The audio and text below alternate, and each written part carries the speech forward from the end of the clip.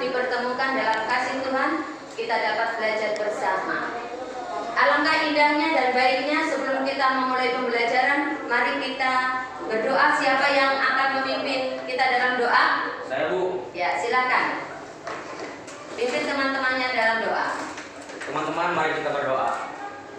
Tuhan Yesus, kami ingin memulai kegiatan belajar kami. Kiranya Engkau jamah kami semua, termasuk guru-guru kami, agar kami selalu dapat belajar tentang firman-Mu. Dan juga Tuhan, Engkau lancarkan kegiatan belajar kami dari awal hingga berakhirnya kegiatan ini. Dan kiranya Engkau menyertai kami semua dan teman-teman kami yang tidak dapat berkumpul pada saat ini. Terima kasih Tuhan, kami berdoa dan meminta penyertaan-Mu. Amin. Iya, terima kasih. Beri tepuk tangan Tuhan. Anak-anak, siapa hari ini yang tidak hadir? Joelo sama Marcelius. Ya, yang lainnya hadir semua kan? Hadir. Ya. Anak-anak, apa pembelajaran kita minggu kemarin? Tentang gereja. Tentang gereja. Apa arti gereja? Gereja sebagai tempat ibadah umat Kristen. Gereja sebagai tempat melayani. Ibadah umat Kristen. Gereja sebagai tempat bersekutu. Gereja sebagai tempat bersekutu. Gereja sebagai memuji Tuhan. Gereja untuk memuji Tuhan. Gereja tempat pemberian firman-firman Tuhan. Untuk pemberitaan firman-firman Tuhan. Luar biasa. Masih ingat pembelajaran minggu kemarin? Hari ini kita akan belajar gereja sebagai umat Allah yang baru. Firman Tuhannya yaitu dari Kisah Para Rasul pasal 2 ayat 1 sampai ayatnya yang ke-37 dan 1 Petrus pas 2 ayat 9 sampai 10. Yeremia pasal 31 ayat 31 sampai ayatnya yang ke-34. Tujuan pembelajaran kita hari ini adalah 1. Menyebutkan beberapa contoh pelayanan sosial yang dilakukan gereja dan orang-orang Kristen yang kamu kenal. Yang kedua, menyebutkan 2 jenis kewarganegaraan yang dimiliki oleh setiap orang Kristen. Yang ketiga, menyusun program pelayanan bagi masyarakat oleh pemuda atau remaja yang di gereja dengan tujuan untuk memberdayakan mereka. Yang keempat, menyebutkan hal-hal apa yang dilakukan seorang Kristen sebagai kerajaan surga dalam kehidupan sehari-hari. Yang kelima, menyebutkan hal apa saja yang harus diubah dalam kehidupan sebagai pribadi maupun sebagai warga gereja untuk mewujudkan kehendak Allah dalam kehidupan sehari-hari. Anak-anak, kita akan menyanyi dari Kidung Jemaat 257, Aku Gereja, Kau Pun Gereja. Aku gereja, kau pun gereja, kita sama-sama gereja dan mengikut Yesus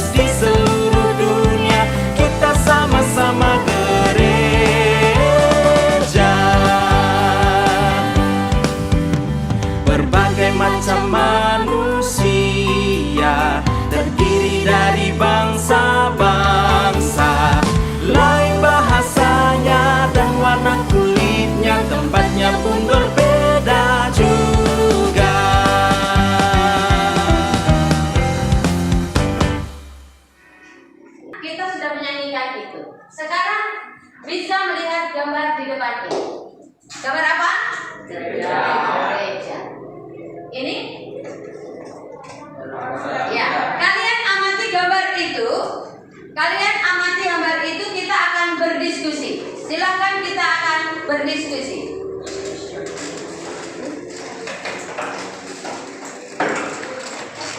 Ini LKPD-nya dan materinya. Silakan kalian diskusikan. Ibu memberi waktu sekitar 10-15 menit. Ya, ini LKPD-nya. Ya, berbalik. Silakan di sini.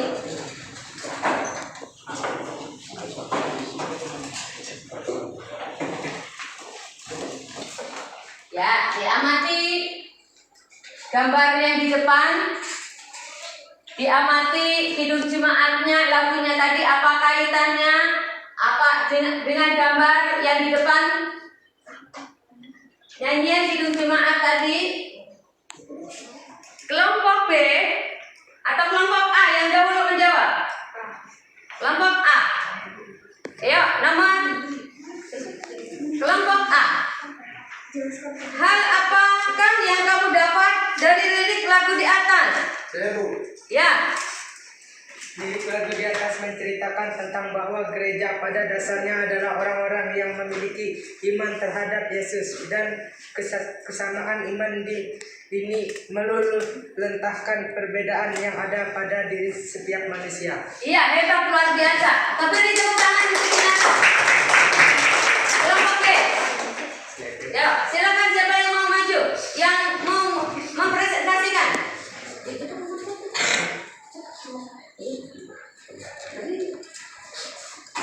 Hal atau makna yang bisa kita dapatkan adalah bahwa gereja pada dasarnya adalah orang-orang yang memiliki iman terhadap Yesus, dan kesamaan iman ini meluluhlantahkan perbedaan yang ada pada diri setiap manusia karena kita disatukan di dalam iman yang sama. Iya. Ya, beri tepuk tangan untuk Elika.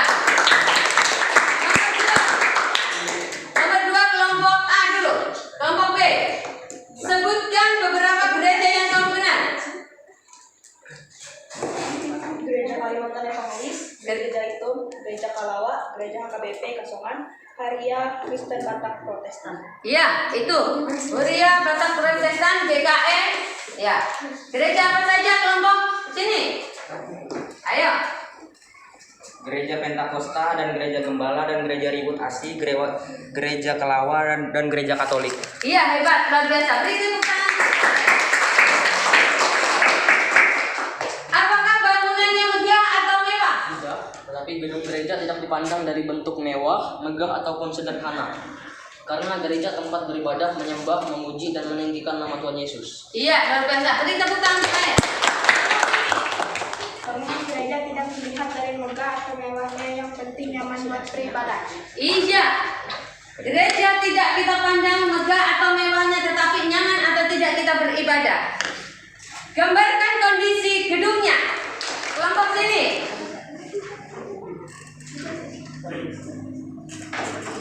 Bangunan gereja dibangun sangat baik dan perlu dukungan orang bijak dan didoakan. Iya, didoakan. Hebat. Menurut kamu manakah gereja itu yang benar-benar layak disebut gereja? Dari sekian tadi. Semua gereja layak untuk tempat beribadah, karena kita beribadah bukan melihat tempat itu layak atau tidak, tapi kita beribadah untuk memuliakan dan memujikan nama Tuhan. Iya, kita memuji-memuliakan nama, tidak melihat seberapa megah atau tidaknya gedung ini. Setuju tidak kelompok sini? Setuju. Kalau setuju, apa pendapatmu? Silakan kelompok. Semua gereja layak disebut gereja karena Tuhan tidak memandang siapa kita dan bagaimana kondisi gereja ini. Iya, luar biasa Dena. Iya. Bagaimana hubungan pernyataan kamu dengan lagu Kidung Jemaat nomor 257 di atas tadi? Ya, silakan Stefan. Hubungan pernyataan saya dalam lagu Kidung Jemaat 257 karena hubungan menurut saya belum bisa jadi gereja. Saya hanya mengikut Yesus dan saya orang di dalamnya. Iya, orang-orang di dalamnya. Beri tepuk tangan. Iya. Kita melihat pengertian gereja berdasarkan pengalaman dan pembicaraan sehari-hari kita mendapati ada dua gambaran dan pemahaman mengenai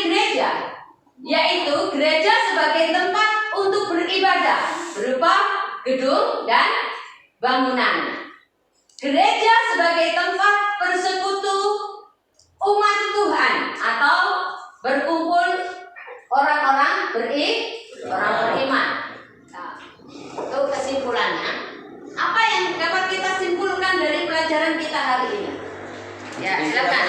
Gereja dapat diartikan sebagai perkumpulan umat manusia yang percaya dengan Yesus dan beriman merupakan arti menurut rohani. Sedangkan menurut arti fisik, gereja merupakan bangunan di mana umat Kristiani menjalankan ibadah maupun kegiatan kerohanian lain. Iya, hebat, luar biasa. Beri tepuk tangan untuk. Ya.